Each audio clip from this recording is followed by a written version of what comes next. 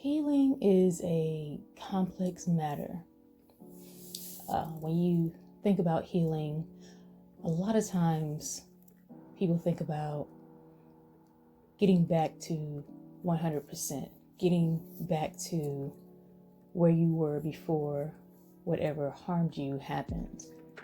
And sometimes that is the case. You can get something like a paper cut or a splinter. Little small physical injuries often do heal without leaving any history, leaving any evidence that they were there.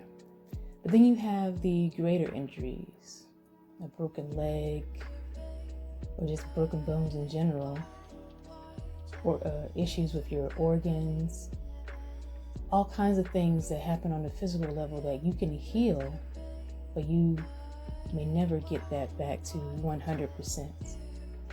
And that's okay, because when we have those kinds of injuries, we accept that sometimes things won't be the same with that particular part of our body. And we learn to be okay with it. I was going to say we are okay with it, but that's a process. You learn to make do with whatever new limitations you might have. Perhaps it's a new diet. Maybe it's a activity you can no longer partake in and you'll miss it. But you know that you have healed and that you are better and that you can still move forward. You accept the physical scars of what it is you've been through. The scar leaving the evidence of the injury that took place. Now, we make a lot of allowances when it comes to these kind of physical injuries, but we don't really have the same kind of space when it comes to emotional, spiritual, mental injuries. We talk so much about healing, and we put so much pressure on the healing process to get back to 100%. We want to be who and what we were, feel what we did before whatever happened, before the harm came, before the injury came. And for some things, you can heal and get back to 100%, just like that paper cut.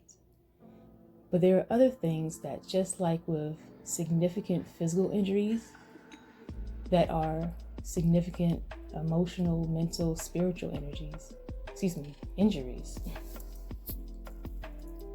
And we need to start holding space and making room for the fact that sometimes our emotional, mental, and spiritual injuries will leave scars. We might not ever get back to 100% of who and what we were prior to the trauma that took place.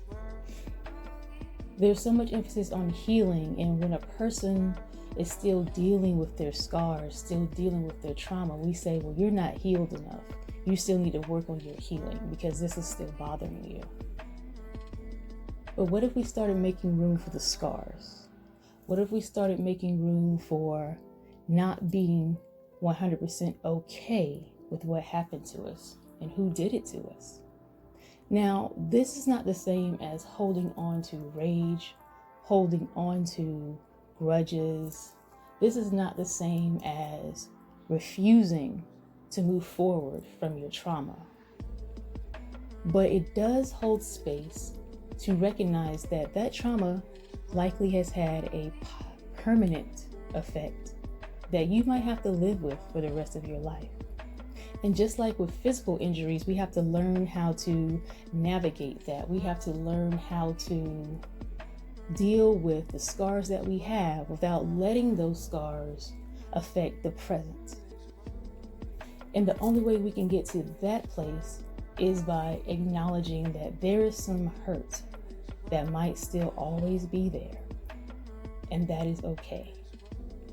It doesn't mean that you operate in a space of hurt, that you always come from a place of fearing somebody's going to re-traumatize you and re-hurt you in the same way that you were on the mental, spiritual, and emotional level. But it does give honor to your experience and how that experience has shaped you, because trauma changes us.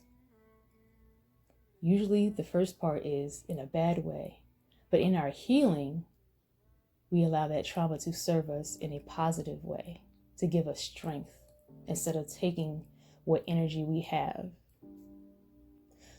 So I implore you that whatever emotional, mental, or spiritual scars you're dealing with, to embrace them.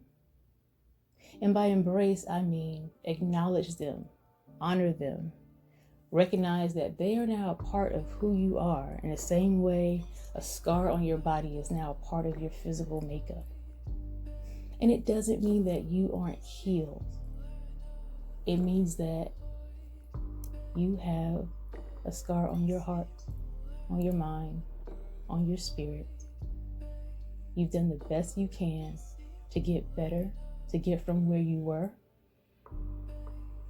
And you will still have to deal with whatever comes from that, no matter how small or large it is, because sometimes we have huge scars on our bodies from a very traumatic physical injury.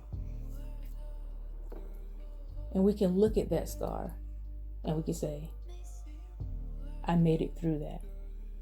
I lived through that. I can still see how this has changed my body, but my body is still here. My body is still functional in some way. I am still alive. And that is enough.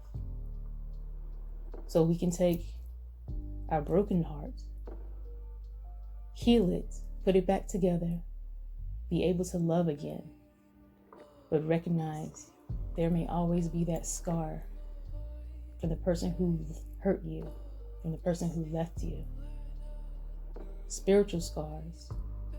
You may have trauma from your upbringing in a church or a mosque or other holy place in a religion, and you heal from that.